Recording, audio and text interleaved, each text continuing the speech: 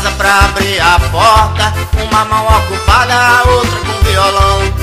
Abri a porta quando fui entrando, minha viola pipocou no chão. Antes da queda tinha reparado, minha viola estava toda inteirinha. Depois da queda, quando eu lhe apanhei, minha viola ficou com uma rachinha. Viola rachada sabe que não toca, botei no canto e nunca mais tocou. Outro dia quando eu cheguei, meu guri para mim falou. Eu vi o grilo entrar pela rachinha, foi pro fundo da viola, lá ele ficou. Eu vi o grilo entrar pela rachinha, lá no fundo da viola, tirar onda de cantor. Cri, cri, cri, cri, de dentro da viola não quer mais sair.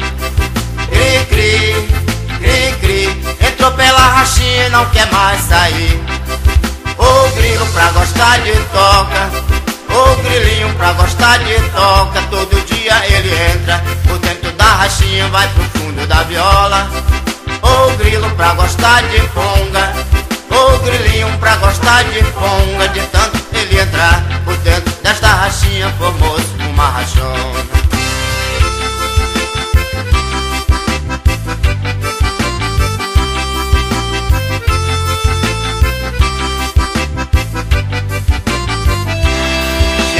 Casa pra abrir a porta, uma mão ocupada, a outra com violão. Abri a porta quando fui entrando, minha viola pipocou no chão. Antes da queda tinha reparado, minha viola estava toda inteirinha. Depois da queda, quando eu lhe apanhei, minha viola ficou com uma rachinha. Viola rachada sabe que não toca, botei no canto e nunca mais tocou. Quando eu cheguei, meu guri para mim falou. Eu vi o grilo entrar pela rachinha, foi pro fundo da viola, lá ele ficou. Eu vi o grilo entrar pela rachinha, lá no fundo da viola, tirar onda de cantor. Cri, cri, cri, cri, de dentro da viola não quer mais sair. Cri, cri, cri, cri, entrou pela rachinha e não quer mais sair. O grilo pra gostar de toca, o grilinho pra gostar de toca, todo dia ele entra por dentro da rachinha, vai pro fundo da viola.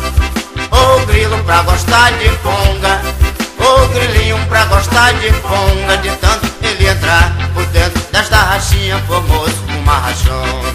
Cri, cri, cri, cri, de dentro da viola não quer mais sair. Cri, cri, cri, cri, entrou pela rachinha e não quer mais sair. O grilo pra gostar de toca, o grilinho pra gostar de toca, todo dia ele entra por dentro da rachinha, vai pro fundo da viola.